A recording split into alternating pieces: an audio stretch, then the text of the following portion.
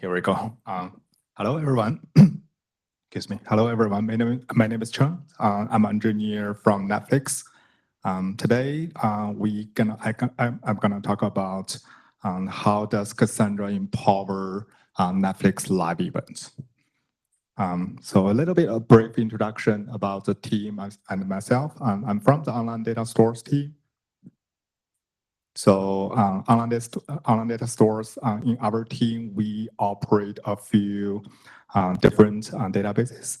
Cassandra is one of the biggest database at Netflix. But we also operate a few other like relational databases, caches, and Elasticsearch, Zookeeper. And also we build abstractions like KV, graph, counter, time series on top of the direct Cassandra and also other data stores. So here's I'll give a brief introduction about how does Cassandra use at Netflix. So Cassandra is one of the biggest and also one of the oldest database used at Netflix. So it pretty much empowers the core streaming businesses of Netflix. For example, like the streaming like playback. Every time when you open up your TV, like turn on your TV, you're gonna see the list of shows. This is also like as a backend is powered by Cassandra, and also when you click start the show, start the title, and also there's a bunch of Cassandra services running at the backend. And also like right now since Netflix has been also running some like new businesses such as live events, games, and other like ads. So the Cassandra has been played a critical role at Netflix. So here's give you a brief overview of Cassandra scale at Netflix. So on the left-hand side which is like 2022, 3 years ago, and the right-hand side is 2025, is this year. So you can see that Cassandra the scale has been evolving pretty big, very quickly at Netflix. Like for example, this year there's like over 2,500 clusters running at Netflix. And there's over almost like 60K nodes, and which stores like over like 20 terabytes of data. And pretty much like back to like 3 years ago, we were running Cassandra like 3.0. But right now, pretty much like 99.99, like pretty much all the Cassandra clusters are running on Cassandra 4.1. And so here's a brief Cassandra deployment at Netflix. So we run everything on AWS, and we use like EC2 and S3. Like S3 we use this to store the backup data.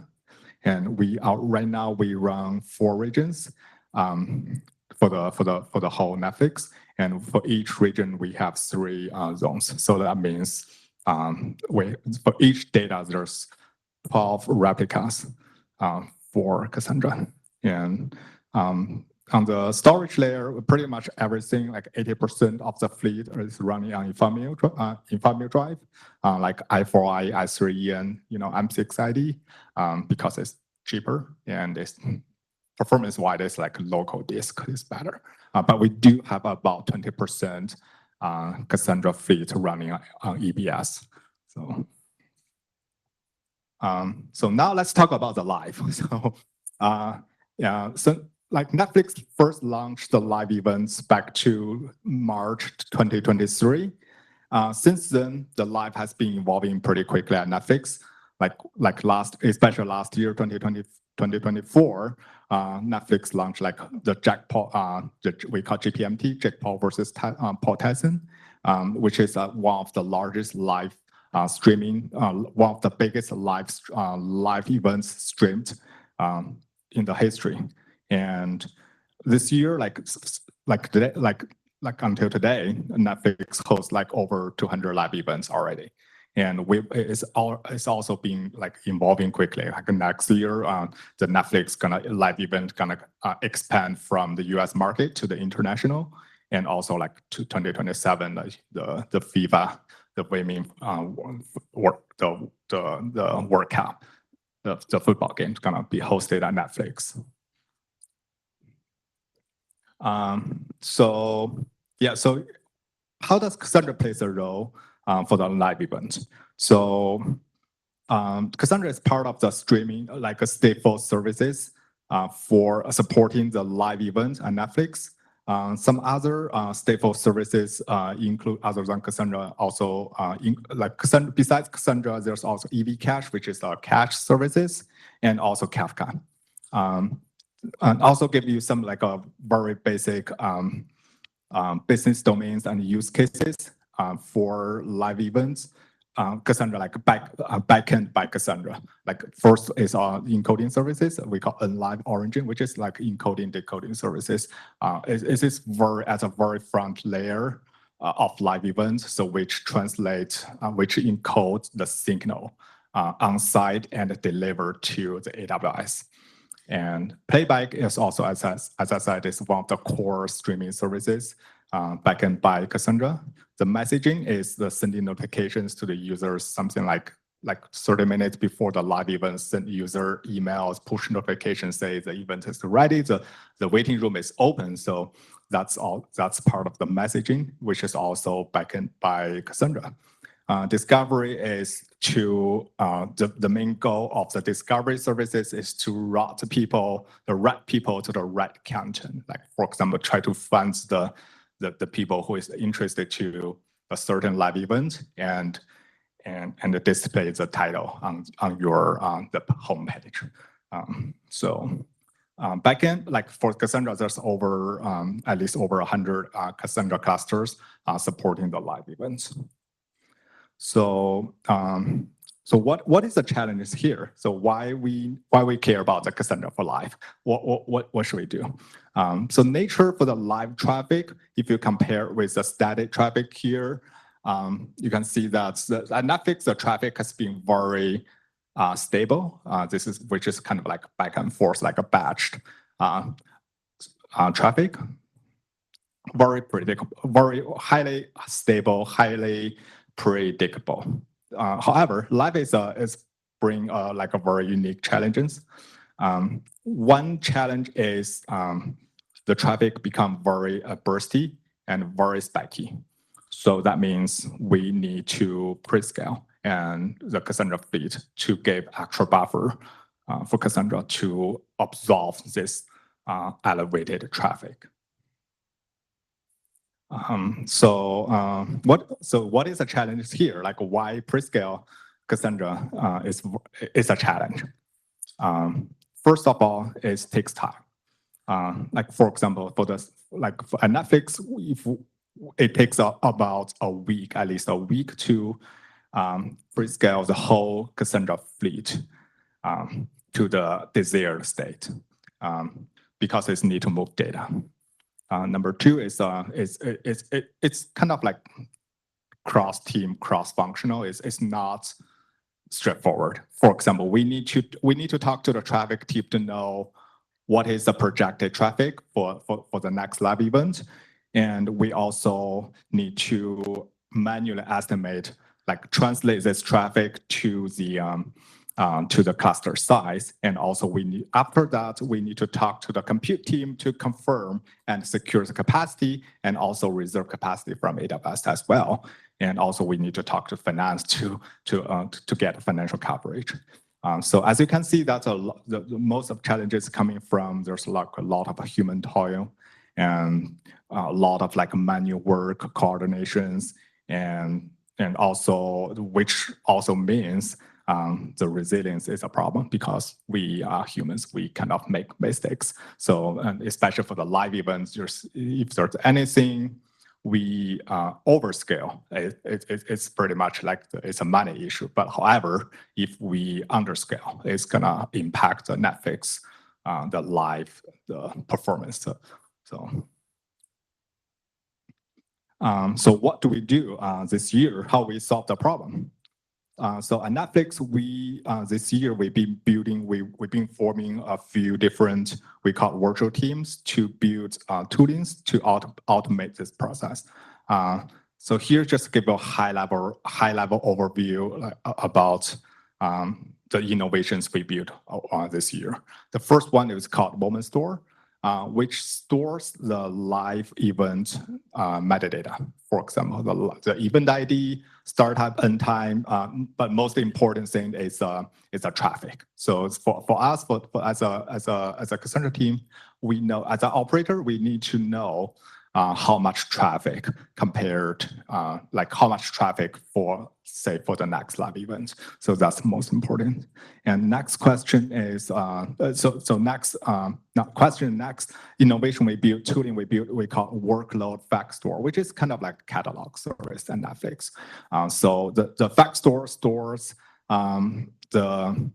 some like important metadata for clusters, like for example, the tiers, business domains, the tiers like from 0 to 4, and business domain, it could be live, could be like streaming, could be game, ads. So basically, we query the fact store to tell us what are the clusters what are the live clusters. So because obviously we can't like prescale for the whole 2,000 clusters because not all of the clusters are on the live critical path. So the third part we've been building this year is called capacity planner. The capacity planner is being used for a while on Netflix. It was mainly used to provision a new cluster.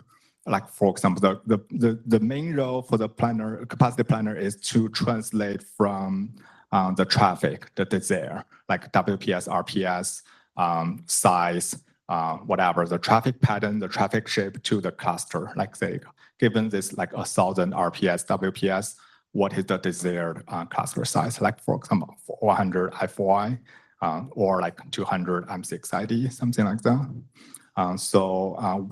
We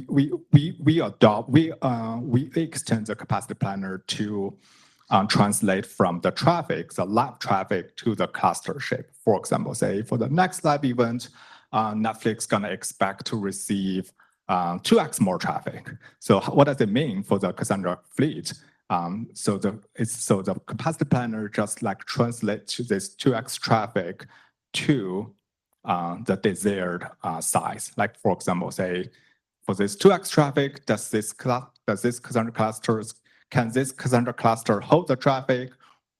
If it's yes, it's fine. We don't need to do anything. But if it's not, what is the desired size for this cluster? So after that, we also built something called centralized fleet management, which is kind of like automation to reserve capacity from AWS. Because for the big backed event, live event, which is like requires massive capacity, we need to reserve capacity like a few weeks ahead of time.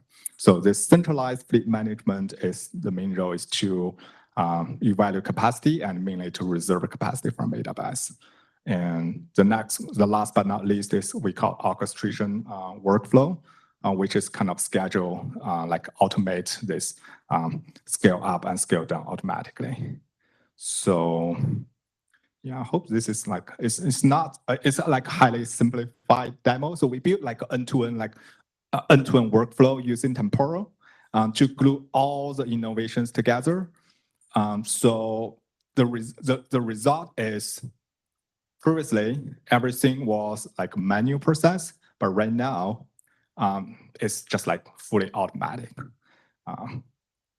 So yeah, that's a result. So like more important like is we with this like automation and this workflow, we help Netflix to achieve the live as normal business. What does it really mean is they don't need any human. They don't need operators to pre-scale for them. So everything is like automated. Tooling handles everything. Which is also yield high resilience and also saved a lot of money because right now we reduce the time we reduce the time span need to pre-scale the fleet. Yeah, that's it. Yeah, we do have last but not least, we do have a few openings. If you're interested, feel free to talk to me. So yeah, thank you. Yeah. couple minutes for questions. So in a steady, sorry, what are you supposed to? Okay, in a steady state scenario, how much buffer do you operate with, like Cassandra clusters? I mean, how much compute and memory do you keep reserved for a regular kind of scenario for failover or like some of this unexpected traffic? So your question is like, what is a failover? Yeah, what is the percentage kind of compute and memory you keep on Cassandra? Is it like 50% buffer you keep or? Yes. Yeah, roughly. We use something terminology called buffer. The buffer is just like the buffer can absorb the traffic. We call success buffer. Like by default is 2x, but it's also tier based. Like for tier 0, we have like more buffer compared to tier 4 services. But 2x is kind of like roughly like 50% is kind of like a roughly estimate. I know you mentioned 20%. Yeah. Yeah. Is that a general trend that you guys are looking towards? You mean the general trend moving from ephemeral to EBS, right? From ephemeral to EBS, yes. Yes, we love EBS. EBS is like the main benefit EBS give us is it makes Cassandra really like stateless. So it's decouples the compute and the storage. What does it really mean is makes the scale, like we call vertical scale, just like easy, like super fast. Like for 1 terabyte of, like say if a node has like I4I has one TB node, if we go ephemeral, which is like replacement gonna take like days, but with EBS is take like just like instant, right? So it's just like decouple. It's just like detach, reattach. So, however, EBS is not for free. So it's more, if you do apple to apple, EBS is more expensive than ephemeral. And also EBS also have some like limitations on itself. Like one is the volume size can go, it's a one-way door, right? So we can always go up, we cannot go down. And also EBS has some like limitations on the IOPS and the throughput. Like for example, GP3, it used to be like 16K IOPS and 1,000 for throughput. Right now, I just heard it's bump up the limits very high.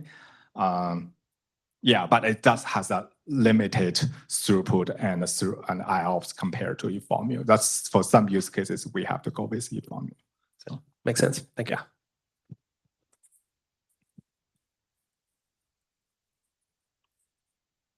Yeah. In what capacity S3 is used in Netflix Cassandra? Or like I saw like in the first slide, S3 is also majorly used to maintain Cassandra, right? Mm-hmm. In what capacity, like in backup or what capacity we use S3? You mean in which capacity we use in S3, right? Yeah. Well, S3, we mainly use S3 just to store the backups. So, yeah, I guess like for S3, we don't have to provision that. So we just like, pay as you go. So did the answer? Yeah. Okay. Yeah. And like we also mentioned that there's a lot of automation done to reduce the manual work, right? Yeah. Do Netflix also has a sidecar to do that, or it's just done? Netflix has a sidecar called Preamp, which is pretty much very similar to the OSS, the sidecar, Bernardo and Apple is building on. So, the sidecar's main job is doing like backup, restore the token services, and also, like this pretty much also repairs. It used to be repairs, but now we use OSS repair. So, yeah. So you talk about scaling up takes time. So can you control how fast you scale up in your Yes, system? we do. We have something called max down. So we have the knob to control how many nodes we can take down. We can replace in one zone. So the baseline is we don't want like cause any performance issue or even cause any availability issue during this like scale up. Like scale up basically means replacement for us. Like for example, like Netflix, we do a lot of like vertical scale up, means for the current i4, i2x large, we scale up to i4, i4x large, which means we need to copy the data from 2x. A high level of the steps is we need to take down the node first, copy the data from i4, i2x to i4, i4x, and then turn the node back down.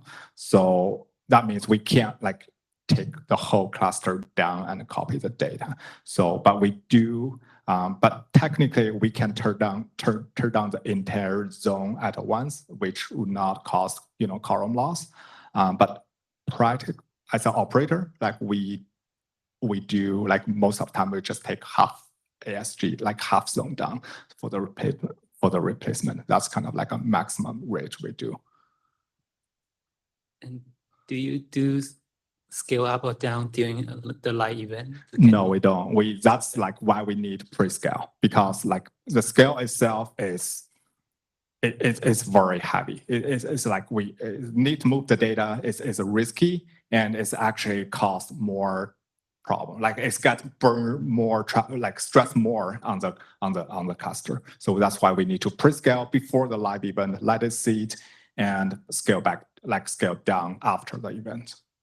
So do you need to lean toward over provision? It's kind of like over provisioning. It's just like scale up means we need to allocate more buffer to absorb the spiky traffic from the event. So you have confidence that your system will be able to handle any peak traffic. Right. Okay. Yeah. I see. Thank you. Okay, let's make this one the last question, then we'll move on to the next one.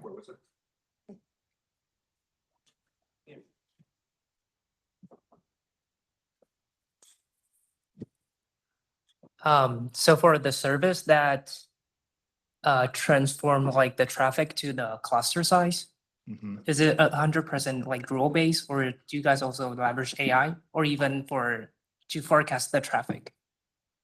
So your question is like, So like there's like a service like you first forecast the traffic first, Right. and then from the traffic you change the cluster, right. right? So for that part, how does that work? Is it like, do you guys leverage any AI, or is it like just rule based? Just role based. So yeah, I see. it's called, so yeah, that's the inside something called capacity planner, which just translates the traffic to the traffic shape to the cluster shape. We built this to like a few years ago, I guess maybe almost 10 years ago, where way before the AI. Yeah, it is a great idea. It's actually we've been like thinking about like debating internally, should we just like use AI to learn the fleet and then predict the size, some fancy AI model, but for now, like the status quo is still used. Like current model works pretty well. So I see. How about for the input traffic? the what?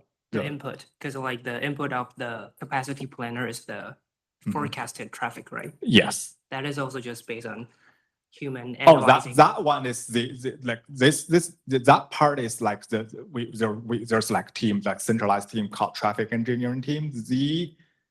It's machine learning. I would say it's machine learning based. They just like basically they have like fancy machine learning model to predict how many more people gonna be interested for this live event. So, Okay, so that part is kind of that part AI is okay. very machine learning based, I would say. Sounds good. Thank you. Yeah. Thank you.